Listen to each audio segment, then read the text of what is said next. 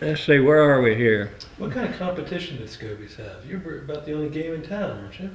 Well, Peerless, you know, the Peerless Steakhouse in Johnson City. But I guess as far as special entertainment, special occasions and all, we were about it. And nobody, I don't think anybody was at that level, you know.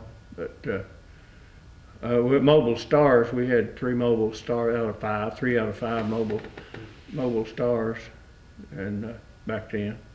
So no Michelins, but you know. But anyway. But the guy, the Mobile Guide was real, you know, Mobile Guide and Duncan Hines at the time was kind of the food guides for here, you know, for the states, and Michelin, of course, in Europe, and see, and then later, you know, at Scobies we did a pantry where we could, you know, we did barbecue out there, and that's where the big T came from. Sharon was running the pantry, my wife, and she came up with the tea. Said let's put a big T in the pantry, so I think it'll sell. So, and we had it in the pantry for several months, and then we decided to put it into that. But she came up with that idea, and so it really worked out. With we got a few people copying us now. So I remember one chain was talking about, you know, he kept trying to get headquarters to let them put tea in. It took them 3 years before the chain would let them. Now they got it all over the country. So do it everywhere. So we feel kind of flattered that the big chain kind of copied us on that, you know. But anyway, it's been a good item for us. And the reason for the big T?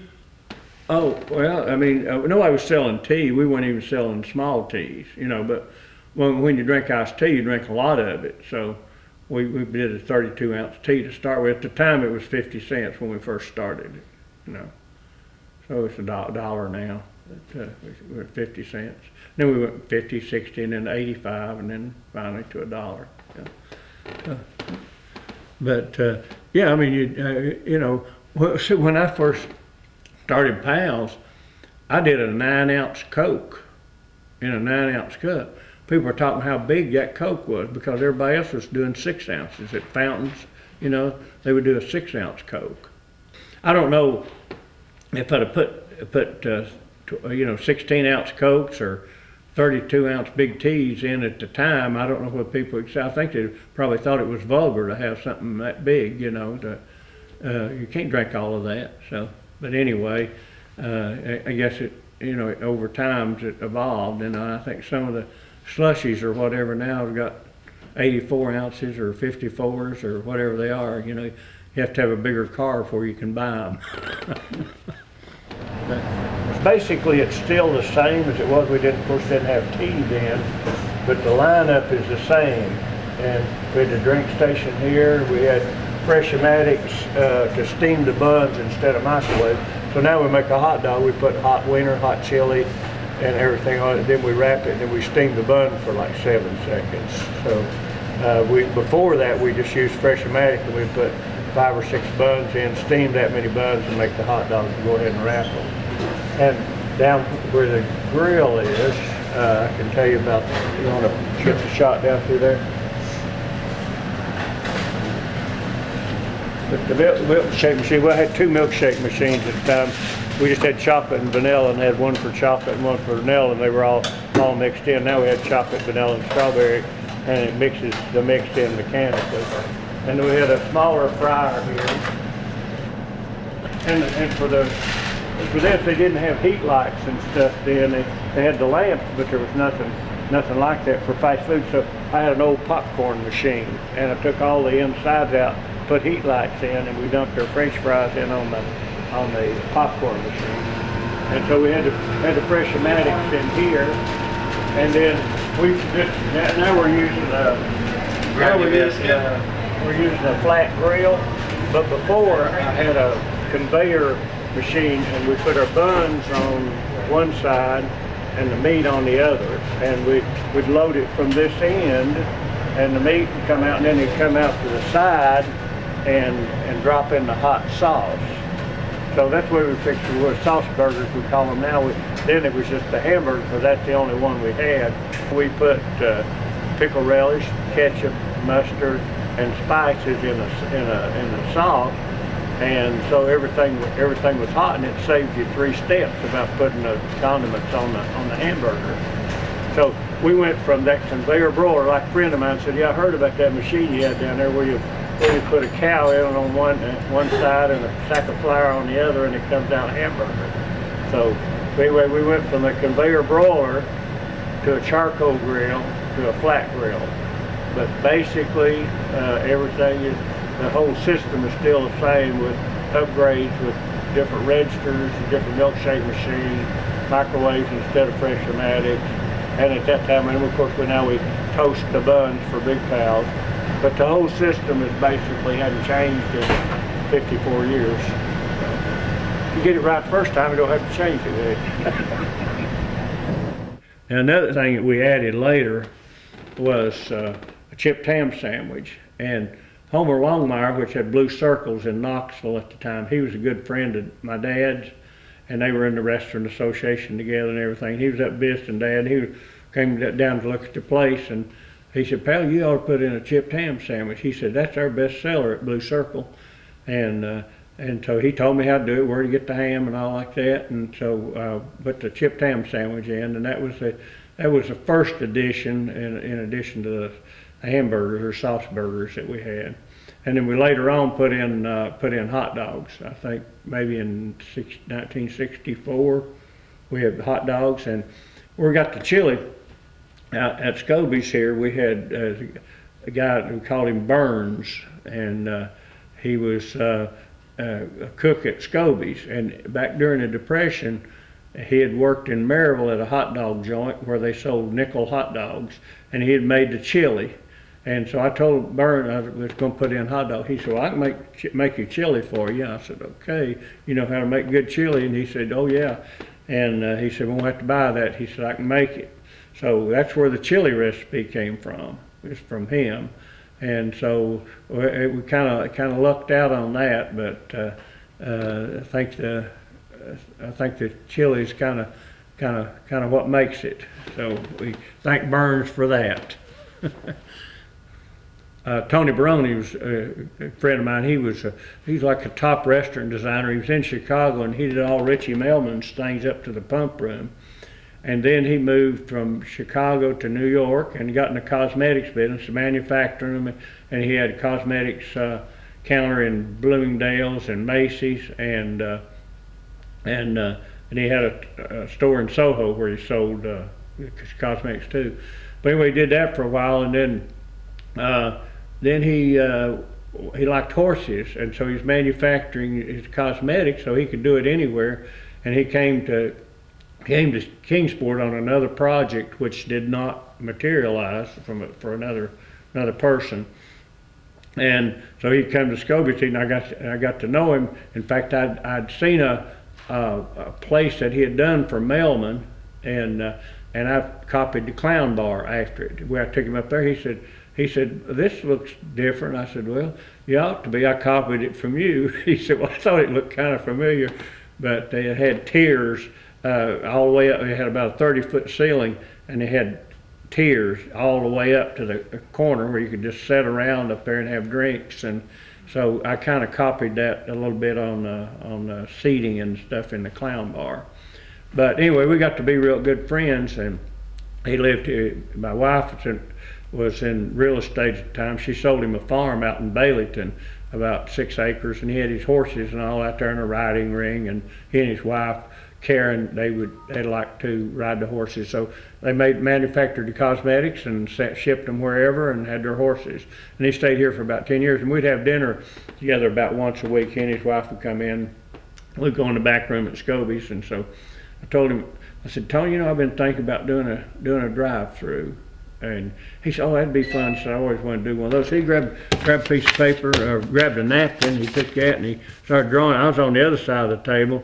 He drew that building, put that food on it and everything so I could see it. He was drawing it upside down. He did that in about 5 minutes. He pushed that aside. He said, "Now here's another idea." And I said, "No, I don't even want to see anything else. I said, that's what we're going to do. So the first ones we did was, that's what we're going to do. So the first ones we did was Colonial Heights, and we got styrofoam from a place in Johnson City that manufactured big blocks of styrofoam, and we took liquid nails and we glued them together and made a big hunk like to make the hot dog and the hamburger.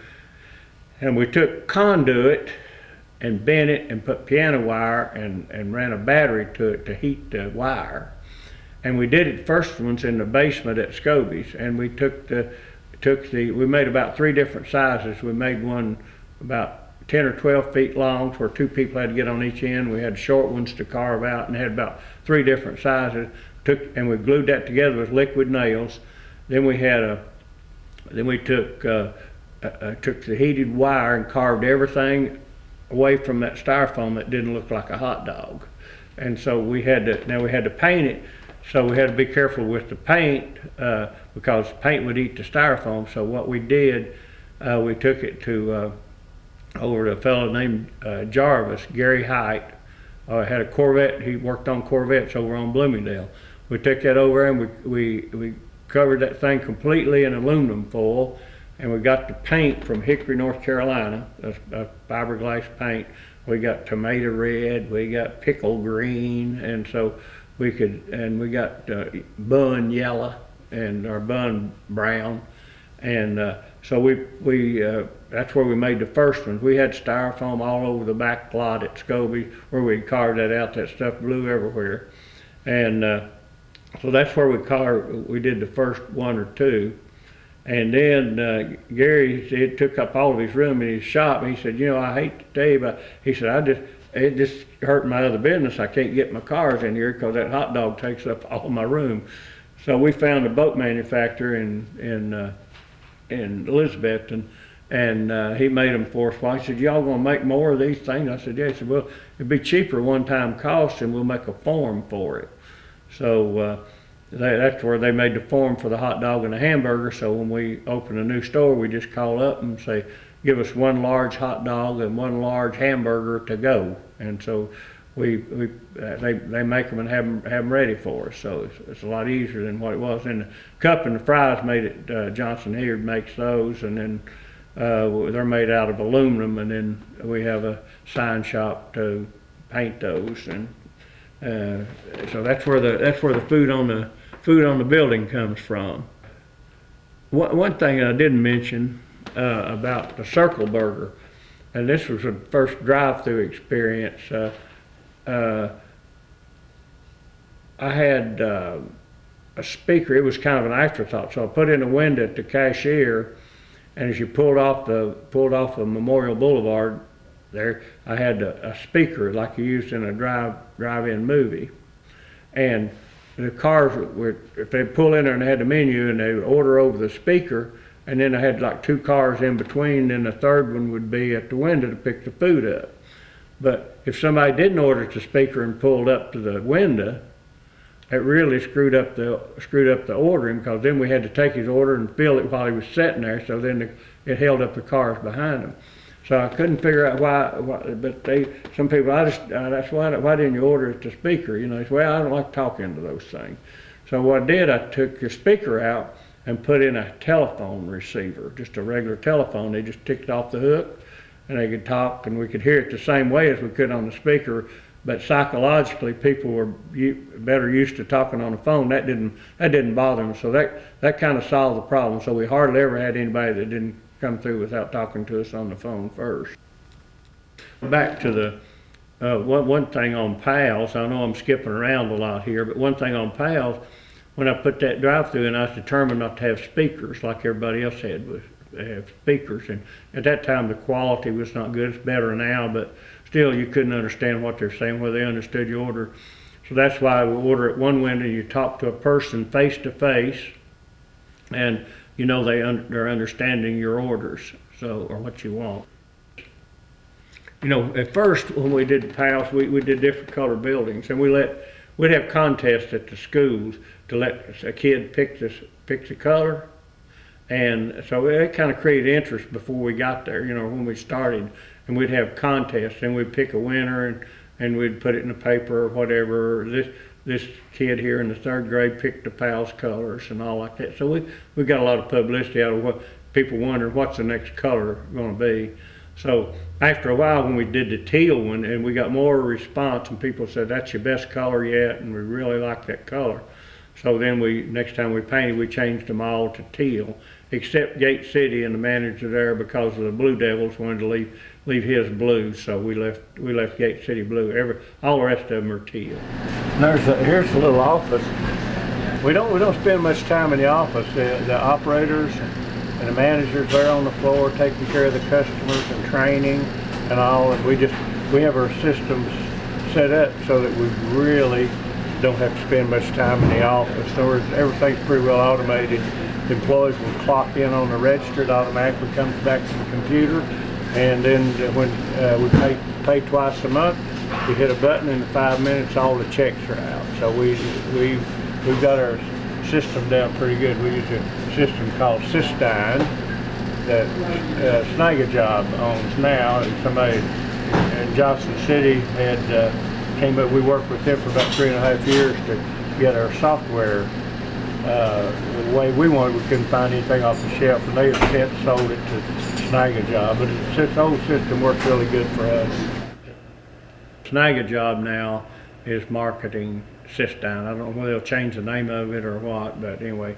But we have an agreement with them because we mentioned Cystine in our Business Excellence Institute classes and when we do programs, because it's part of our business, and we tell about them, we tell about creative energy, we tell about our other suppliers, which are an important part of our business.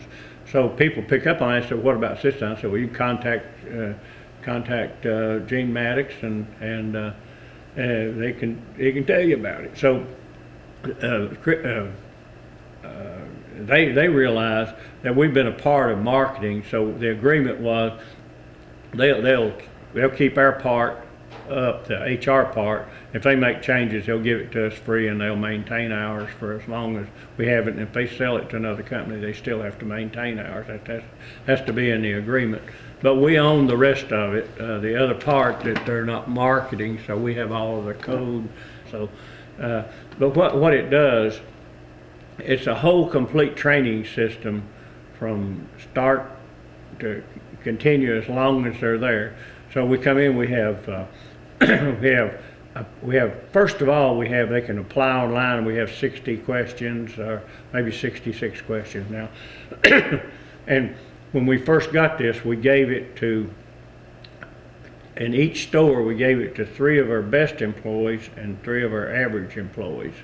And we established an upper and a lower control limit.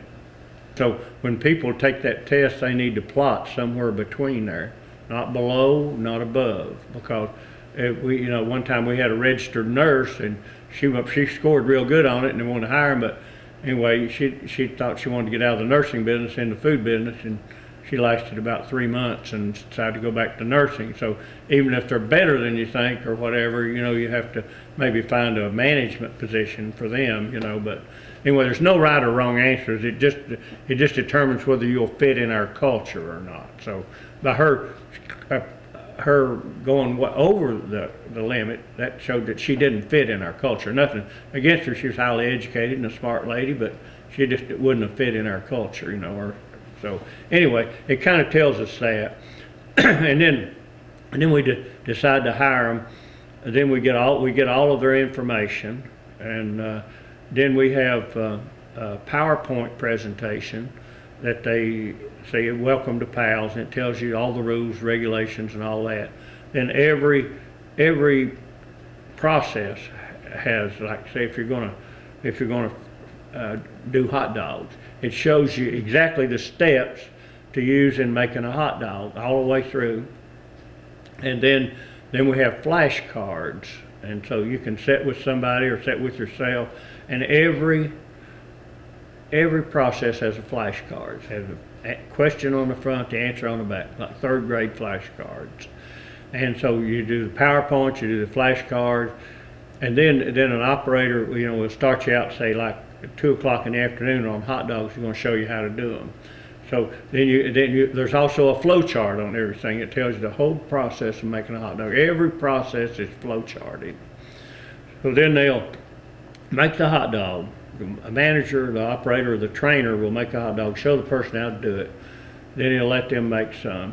Then they'll go back and say hot dog, show the person how to do it. Then he'll let them make some. Then they'll go back and say, well, you did, this is good, you did this, but now this needs correcting here. So they work through that in maybe 2 or 3 days, and the operator will kind of watch them, make sure that they're doing that thing right and stay right with them. Then he'll do what we call POC, Position Observation Checklist. So then we have the whole process on making that hot dog, and they go through there and they say, do you understand this? Check every procedure, everything you do with the hot dog. You know how much chili to put on it, how much onion, how to put the mustard on, how to wrap them, how to mark them, do the whole thing. And then the employee signs that thing that they know how to make hot dogs. So if they come back later and they're putting on the mustard upside down or standing the wiener on its end, well, I didn't know you wasn't supposed to stand the wiener on its end. Well, let's go back to the POC. So you go back to POC, said, here, he said, do not stand wieners on the end, or whatever. And then they're tested randomly. The computer brings stuff up, and they say, today you test Joanne on Frenchy fries. So you get Joanne, you go back through it and you take a test on Frenchy fries. If you've been there 10 years, you retake the test on Frenchy fries. So it's all kept in there. And then also we do peer reviews. We don't do, the manager does not rate the people. The people that you're working with rate you. We got this idea from pipeline manufacturer in Mississippi that they were doing that, and we talked to them. We got that idea. We thought it'd be wouldn't maybe work at first if you didn't like somebody, give them a bad rating. We haven't found that happen. People do it, and they rate the person in confidence on the computer, and it disappears into a database with all the rest of the people that rated that person, and you can't tell who rated the manager. Nobody can tell who rated who what. The only thing they get the final score, maybe 6 or 8 or 10 people have rated that person. Then they sit down with that person and have that person to rate themselves. Strangely enough, it's usually that the person will rate themselves lower than their peers rated them. So then they talk about this, excuse me, what their peers have rated them, what they've rated themselves, and the answer is somewhere between there. So it's rated on a scale of 1 to 5. And in there we see where they need improvements, or where they feel like they need improvements, or their peers feel like they need improvement. So it's really worked out for us. It's having the peer reviews rather than a manager work for them. Because this is part of Cystine, and we have tweaked it and all over years and years to have that process right. So it runs our whole company. I mean, we've got it where it takes care of our accounting, and we have an outside accounting firm, but the managers write all the checks. Owner operators, they write all the checks to the vendors, and they write payroll checks. It's like having a single store, and they operate it. You're talking about how when you went to go pick up the Baldrige Award, someone asked you, how can you justify the training, time and training, yeah. That was at Baldrige in Washington. There's about 1,500 people there, and the winners were lined up on the stage, and got from about the middle of the room. So I got a question for Pal Barger, because we'd told them we had individual breakout seminars, and we told them about all this. And so he said, what if you spend all that time and money training them, and then they leave? And I said, well, what if you don't and they stay? One person that's working for us that worked for a national franchise, they opened a new store. They gave her 2 hours per person allowed for training. They would pay for 2 hours per person training. And she told us that after she came with us, but she was a store manager, and she had gone around with that chain, stores that were underperforming, and she would try to get them back up to a better performance level. When we open a new store, Of course, the operators had that training, 3 to 4 years training, and then he hires assistant managers about 6 months ahead. He'll have 4 to 5 assistant managers, and we'll put them in other stores where that other operator, of course, the other operators have free help for that by training that person, and we'll move them so they don't get overloaded in one store. They'll go to different stores and train, and then the hourly people will get 120 hours of training in other stores, and we'll put 3 or 4 or 5 of them in a store, and depending on which is the closest, and so they get training. So the day that store opens, the only thing that we have to worry about is them getting used to working with each other. I kind of compare it to a surgeon or a dentist. You might have the best dental assistant in the world, but if they go to work for a new dentist, they have to get used to knowing what tool to hand without saying anything. So they just know by the way he holds his hand or the way he looks at them or whatever, they need this tool or to do the process. So that's a problem. That's it. That's what we have to do, is get those people coordinated together so they know if somebody's making big piles and they're not busy and somebody gets an order for 8 hot dogs, they know they can just slide right there and wrap them for them. So without even saying anything, But at first they probably have managers have to say, move over and help her wrap those hot dogs, so they knew that at the other store, but the person maybe working with them new in the store doesn't know that. But we find that store, you have to have that store operating like it had been running for years the first day that you open. So we spend that money up front training. It's an investment, just like cinder blocks and asphalt. I mean, you have to train, and you're going to lose them. Some, but you don't know which ones, and you don't know when. So you better train all of them, and not say, well, if they're here for 3 months, I'll train them. Yeah. By that time, your business is gone. We have a leadership pipeline development, we call it, and we used to get about 80% of our operators outside, 20% inside of the company.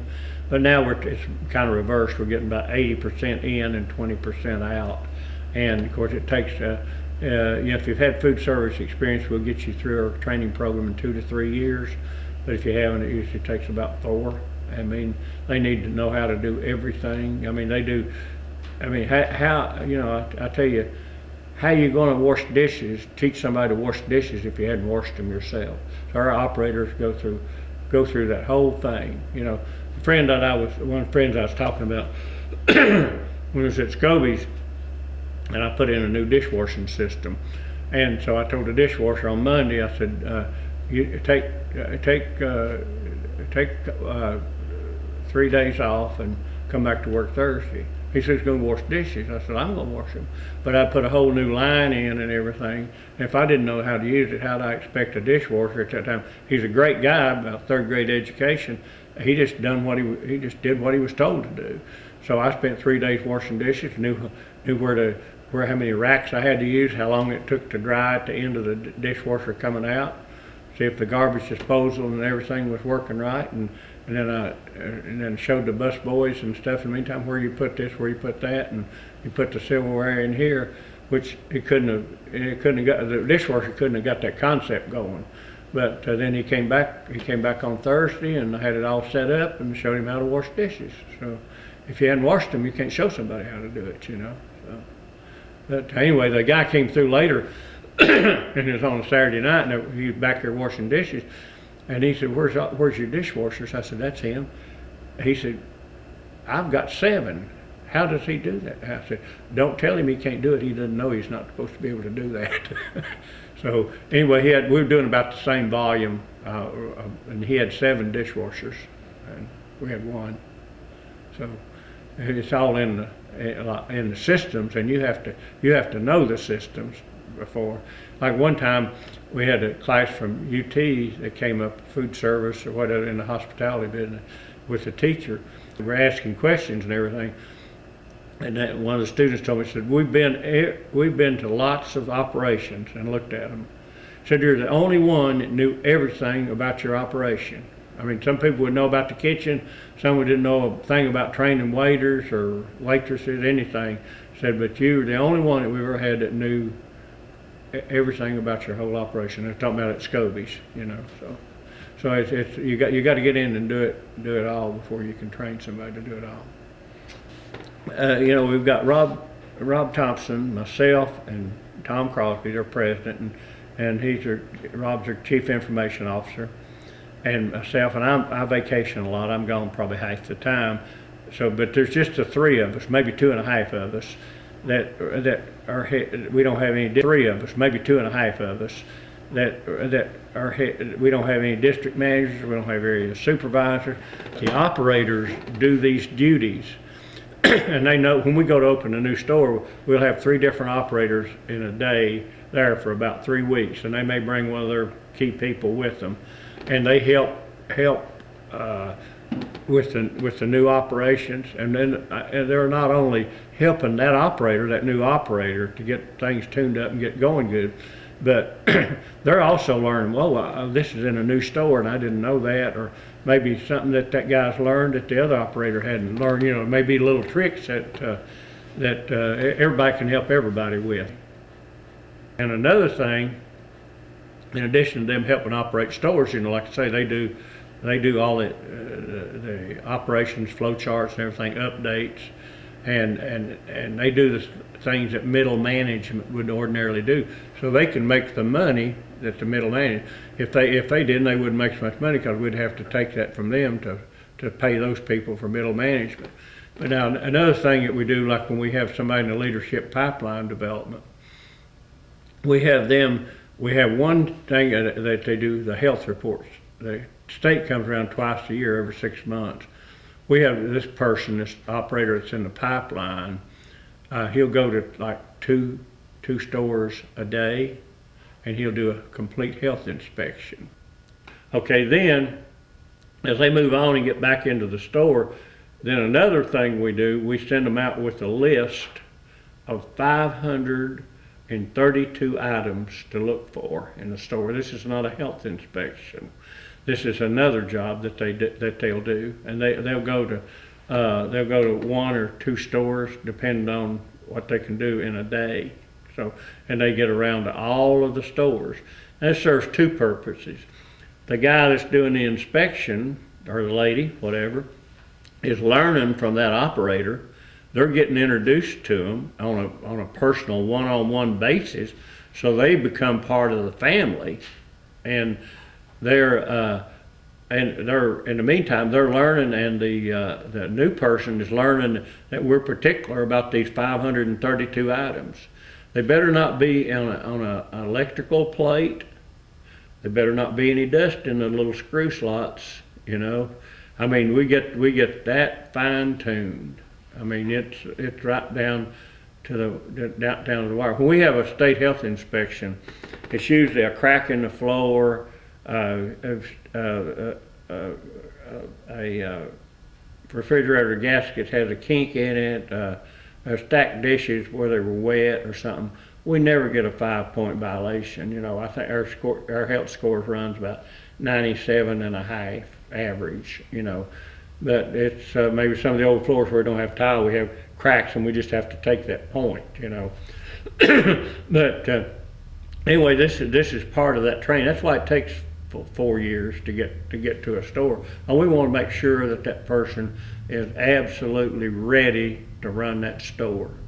And that's why we put other operators in with them for 3 weeks, because they've got so much pressure on them about scheduling and everything else, so that operator can take some responsibility off of them for the first 2 or 3 weeks, so that till they get kind of in tune and know volume we're going to do and that kind of thing. So, but we over hire, because we know we're going to lose some people. We'll have a kid maybe, oh yeah, I want to work at night 3 nights a week, and I want to work all summer, and they get in a grade, oh, I'm going to have to quit. My parents said that. So we know about how many to hire and how many we wind up with. So we'll hire maybe a third more than we're going to need, because we need them to start with, and we know they're going to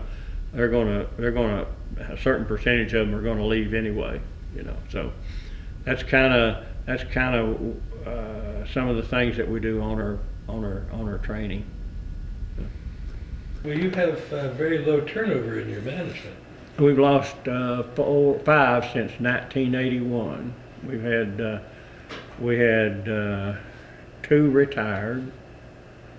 We had one that had a stroke and couldn't work, and we had to let 2 go for reasons. But anyway, 5 operators since 1981 is all we've lost. There's a theme of efficiency and innovation in your life. Have you been aware of this? Well, I guess when I was in service, that kind of got me kind of started on it, to know that it would be, and then seeing 2Js too. I mean, I saw how they were doing it, and then going on the trips and everything, and seeing how the good operations were run, everything. So, yeah, yeah. I was a kid. I threw my clothes on the floor, and mother had to pick up, So, but no, I hadn't always been that way. From a kid, I haven't. But I think I think it's a lot easier to be organized than it is to do that. Yeah, my closet is, whatever. I've got my suits lined up by colors, or pants by colors, and shirts in certain sections, and turned the same way. All the hangers turn the same way. My grandmother told me that years ago. She said, you need to turn all your hangers the same way, because if you have a fire, you can go in there and get them and pull them off. If the hangers are turned opposite, you can't do that. Your clothes will burn up. One time, we were at a restaurant convention for the Tennessee. When I was on the board of directors, we had a long table with the speaker and a podium here. I was on one end of the table, and Archie Campbell was on the other end, and he was going to be the speaker for the entertainment or whatever. So this guy was talking, and Archie and I got to rolling an imaginary ball behind him. The audience could see what was happening, but the people at the head table, because we'd kind of pushed their chairs back, and I was rolling the ball, and he'd get it and he'd roll it back, And one time he went and he acted like he missed it, and he said, "Go get it." I said, like mouth, "Go get it." I said, "No, you go get it." Well, the guy was talking serious, and the audience was there's about 300 people there, and they were absolutely broken up. And the guy couldn't figure if I was belly laughing at his serious talk. So we had fun with that. Delight customers in a way that creates loyalty. You've got, if you can remember their name or remember what they order, or people come in and say, "Want the usual," and I mean, people like recognition, no matter where they're buying a hamburger or whether they're buying a car. We're going to make mistakes, but if we do, if we can recover from them and turn it into a positive rather than a negative, And we've got what we call a lot of people call it a complaint chart. We call it an opportunity chart. If we can capture a complaint, you left tomatoes off my big pal, and if we can capture that, we'll do whatever it takes. We'll give them their money back, replace their food, or go home with them and mow their yard. Whatever it takes to make a customer happy. So we have communication, and it's like a family with all of our operators, because if you and I are operating, say, a Clown Burger, and we're a store manager, and our next level of promotion is to be a supervisor to look after 3 stores, you're my enemy. I'm not going to tell you any secrets that I have that makes me better than you.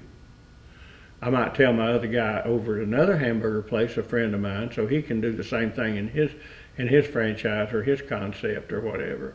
But we're enemies.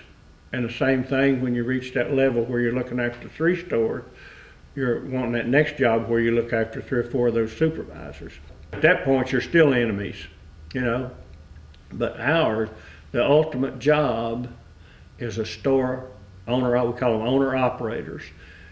They do everything within that store, just like a mom and pop store. They do it. They have their own store without having a financial investment, and they work for the bottom line, just like you would if you owned the store. We take our percentage on sales, so they have to be responsible for food costs, labor costs, whatever. So don't you think that when they get together that they don't want anybody at any pals to get a bad hot dog or tomatoes left off of a big pal? They're going to do everything in their power to help the other operators, and I think that's the way it should be. I mean, the other way is just you're competitive within your company, you know. So, but anyway, it works for us. And when we have our steering committee meeting, we're at 3 o'clock. They're here usually by 2, and they're talking to each other in little bunches, different things, and swapping ideas. And that's what we do at the meetings. And also a couple of other times they come in and got a product they want to try, a new process, something. We've got all the equipment there to try it, and he likes to be there. And the lady said, the president is in an office next to a dumpster. So she thought that was not right for a Baldrige winning company to be next to a dumpster, have an office there. So anyway, even though we scored higher than anybody, we didn't win. But in that process, we thought we would. So we got together the business excellence system. David McClaskey had retired from Eastman, and he did quality there. So we partnered. He was doing classes. So this is a fit. Let's just do this together. And so we got David and we got Powell's Business Excellence Institute started.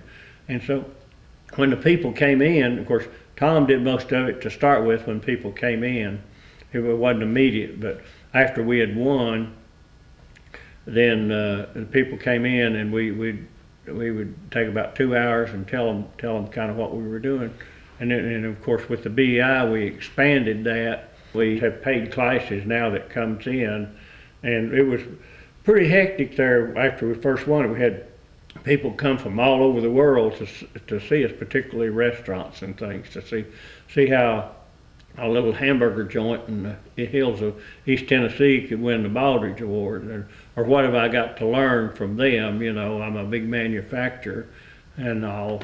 So we recently, the last class we had one that was in healthcare that had 600 offices. We had another convenience market that has stores nationwide, 600 of them. The president and one of his people came in to take our classes. So lots of times you can learn a lot from a little guy, so. We kind of flattered by that people come in, but they've been coming to BEI from Australia, Korea, Japan. We have people in here all the time, and then lots of times we'll travel to other places. If they've got 30 or 40 people want to attend classes, like we've been to Washington State, to Texas, and take our classes with them rather than 30 or 40 people coming in here. So that's been successful, and we've been able to share our quality principles and with other companies, not only restaurants, but other hospitals, schools, manufacturers. All Baldrige principles applies to anything. And that's one thing that we found out by assessing ourselves with Baldrige. We thought we were in the service business, but by doing assessments, we found out we were in the manufacturing business. Well, first we're in the manufacturing business, we're in the education business, and then we're in the service business. We're just like a car manufacturer, and they bring in pre-assembled products and put them together and manufacture some in the store. So we're the same way. We make a hot dog, we bring in our buns and mustard and stuff from outside, and our wieners, and we assemble that product. They have 22 locations? We have 22 pals, yeah. And it's a 100-mile radius that you're working in? Well, we're about 50 or 60, really. Yeah, the map, of course, you can look at that later, but it's here with our flags where we have locations, and then the black flags are potential locations. We have one in Norton that we're going to and start in the middle of April, but the other things we don't have any lots or anything yet, but that's where we're looking in no particular order where the black flags are. Do you have any idea under the efficiency wise how many you could have and work it as well as you do now, as small as it is? We think we can do 40, well, like that. And then I think when you get bigger than that, you'd have to go to another area and put, but we probably wouldn't do that. We'd probably do another concept within our market, you know. But, yeah, we'll probably, I mean, we'll not go to Knoxville or Charlotte or Atlanta or any place, you know. So we'll just stay here. We don't want to be the biggest. We just like to be the best. So I mean, you know, and when you do get bigger, and if you start franchising, you get a bunch of people that they get 5 doctors and they decide they're going to franchise a concept, and then they get some. Say, now we got this store built, where we're going to get a $30,000 idiot to run them, you know, because I know you see that all the time. I mean, they have no interest in. The only thing they do enough to keep the paycheck coming. Now there's exceptions, but most of the time you'll see franchises and they got to tell you what to do, and the franchises are suing the franchisees, and or vice versa. So we think we've got a good concept, and we don't necessarily see, and we have to expand worldwide, because you know we only drive one car at a time and go on vacation. So as long as you're happy, and I mean, why should you make so much money you don't know what to do with? Of course, you know we do charities and things like that, and we're fortunate enough to be able to do that and give back to the communities that we're in. But and we encourage all of our operators to get involved with the chamber, different things in their community. So, yeah, we do one a year. Maybe we might do 2 if things were just exactly right and we had the operator.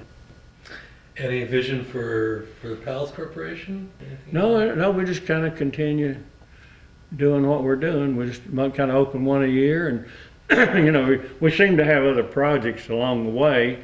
We have this office here where Rob and I are, and then we have the training center here, and we have our shops in the back. We have a wood shop and storage for supplies for existing stores. And when I took over Scobie's, I bought land next door in 1971 where there was a truck terminal. And all these years I've had it leased out to different people, and recently Pet Dairy. I went over and asked him I told him I was going to build another building this size right on the land behind the truck terminal here for our new stores, and we were getting crowded here for new equipment and metal shop and different things like that. We don't do fabrication, but if we need some welding and different things done, and so they said, yeah, and then he sent the lease, and they come back and said, no, we're closing the Pet. So I said, well, we'll just use the truck terminal. So we've got 3,500 square feet up there, and we put in, we have 3 offices up there. We have an office for David McClaskey, our BEI person, and then we have a conference room. If this is busy here, we've built a conference room up there with a big screen TV so we can project on the wall, and we have a little maintenance office, and then we have storage, and we'll bring in new equipment for the new stores up there. And we also have a construction trailer that we take on the job, and we put all the electrical and plumbing and everything in that trailer in bins. So that's where the electricians and the plumbers shop. They just go into the trailer and get what they need. So we know from past buildings, we know exactly what we need, how many copper L's and how many nails and screws and so forth that we use. And we put those in bins, and we have them organized like that. So the electrician's got an area and the plumber's got an area, and different people have where they have that. And we have a desk in it and have a refrigerator for water for the workers and things. And so we just we'll keep that lined up here with the doors open so we can come in and out and put stuff in. And we'll get ready to go on a job. We pull the trailer. We had an old one, but it was too low to the ground to fit on one of those doors, so we got a new 48 feet. We had a 40-foot moving van, and we'll still use that for concrete forms and extra wood and things, but we'll keep it here on the premises and take the 48-foot on the job. So it saves us a lot of time going to the store to get it all at one time instead of going to the store 100 times. Come on up. Watch me. ladder that makes, it's on wheels, makes sure. Oh, so it is. Don't believe me, did you?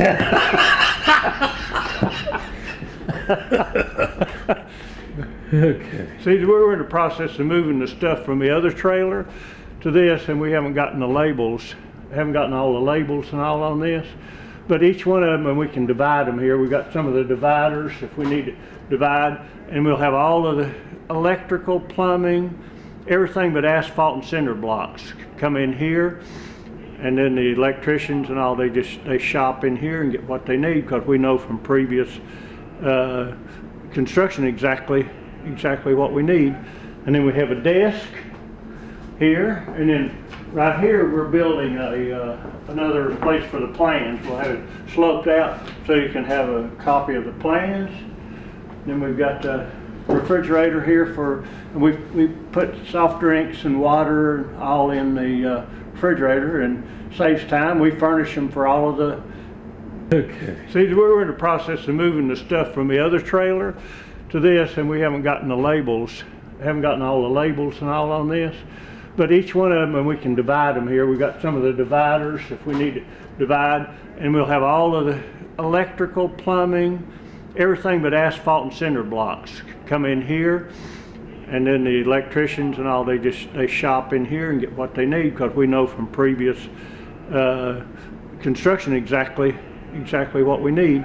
And then we have a desk here, and then right here we're building another place for the plans. We'll have it sloped out so you can have a copy of the plans. Then we've got the refrigerator here for, we put soft drinks and water all in the refrigerator, and saves time. We furnish them for all of the contractors and labor. They just come get what they want. Saves time going to the store. And then back here, it's we'll keep our tools locked up here. We've got for tools, and they have to check them out of here. If they need a shovel or a rake or whatever, and then or any kind of tool we keep locked up back there. And then we haven't fixed it yet, but back here on this left side here will be that'll be a place for conduit and pipes and things, log pipes, and we have the racks that go there on that side, and they get them from there. Excellent. See there now, I'm okay, see? I'll hold it one for you when you get out.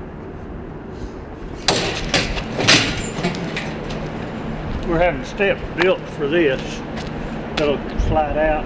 We'll put them in, that's just temporary.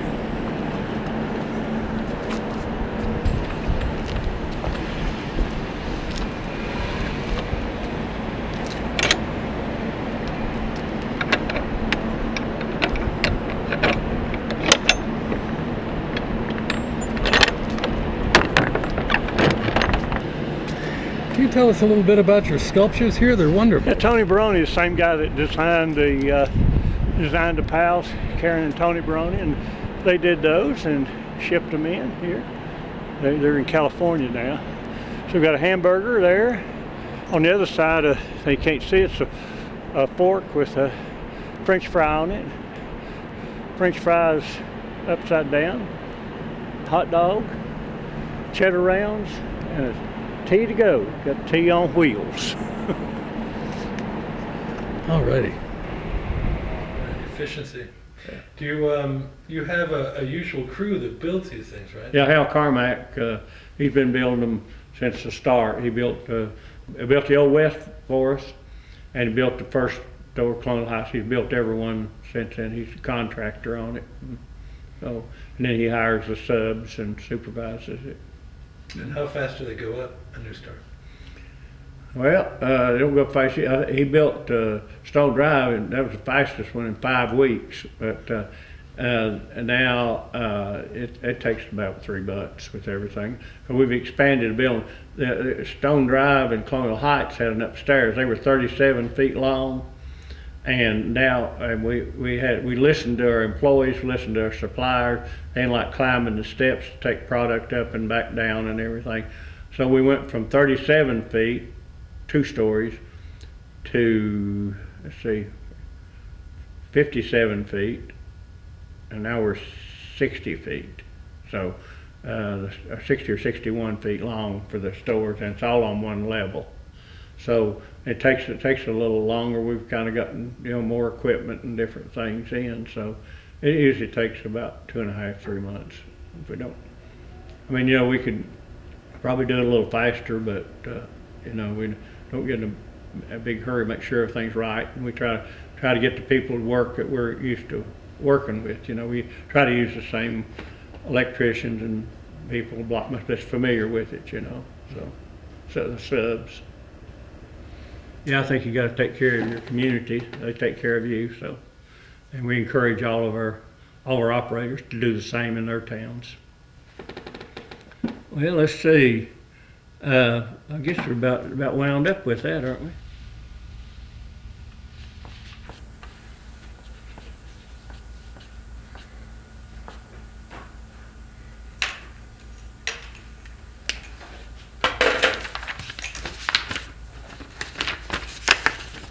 Gives you a general idea.